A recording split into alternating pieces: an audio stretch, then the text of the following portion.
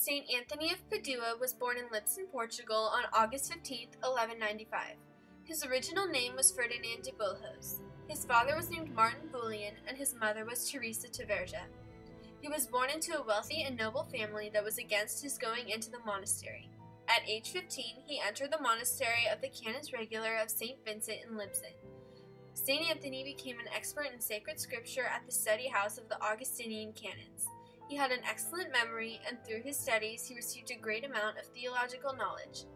Anthony's family and friends would frequently visit him and cause him to be distracted, so he went to the convent of Santa Cruz in Coimbra in 1212. There he stayed 8 years. Then he joined the Franciscans at the Friary of San Antonio in Coimbra, where he was disappointed with the religious spirit of his monastery and was inspired by news of the first Franciscan martyrs in Morocco of 1220. Anthony became very interested in martyrdom, so he joined the Order of the Friars Minor. He made the choice to be a missionary in Morocco, where he would preach to Muslims, but he got sick and was forced to return. On his return, the boat went off course and landed in Sicily, Italy. While in Sicily, he took part in the famous chapter of the Mass at the Portiuncula and was affiliated to the Franciscan province of Romagna in 1221. He resided in solitude and penance in hermitage of Monte Palo near Forlì. One day, some Franciscan and Dominican friars were sent for ordination in Forlì. Anthony went as a companion to Father Graziano, the provincial of Coimbra. No one had been appointed to preach, and Anthony was chosen in the emergency.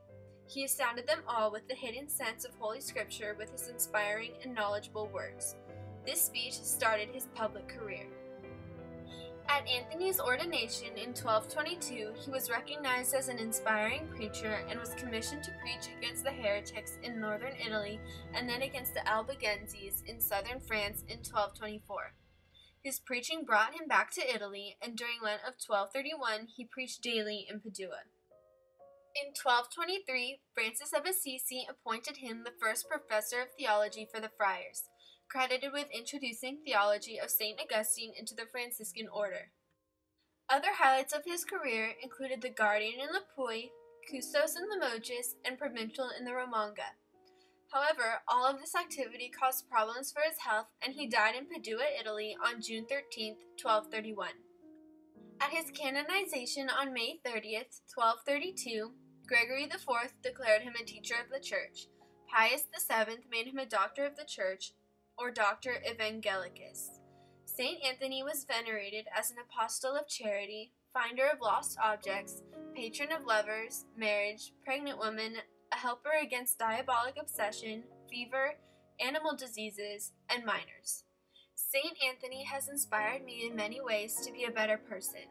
First off, when he was only 15, he took control of his life and did what he wanted to do, which is become a servant of God. And when anything got in his way, even friends and family, Anthony made sure to continue on and always put God first. He had the courage to make sure that his life was what he intended it to be and not let anyone else interfere, and when chances came along, he took them all. He made sure that he would be a missionary in Morocco, and when that didn't work out, he was able to turn his situation around in Sicily and become an amazing preacher and teacher.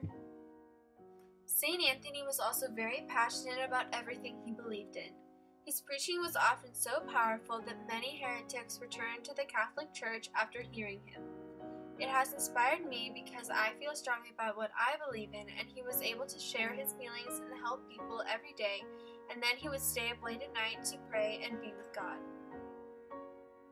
Saint Anthony connects to the Condolet learning expectation of that he is a man of creativity, leadership, and service who works to make a positive difference in the world. At the very beginning of his life, he wanted to be a missionary where he could preach to the people of Morocco. When he landed in Sicily, Italy, he made sure to go to a place where he could continue his experiences with God. After his career as a teacher of theology and a preacher to Goth, he traveled to many places to speak of God to heretics in northern Italy and against the Albigenses in southern France. The main city that he preached in was Padua, Italy, and when he would leave to go to other places, he would always return to Padua. Some of the places he traveled to that he made a large impression in were Limoges and Lipoi in France and Romagna in Italy. As you may have noticed, St. Anthony is almost always pictured holding a lily flower, wearing a Franciscan habit, holding a book, and holding baby Jesus. The lily flower represents his purity, and the habit is a reminder of the Franciscan order that he joined so long ago. The book represents all of Anthony's preaching and teaching that he did in his life. He holds the baby Jesus because it expresses his attachment to the humanity of Christ and his closeness to God.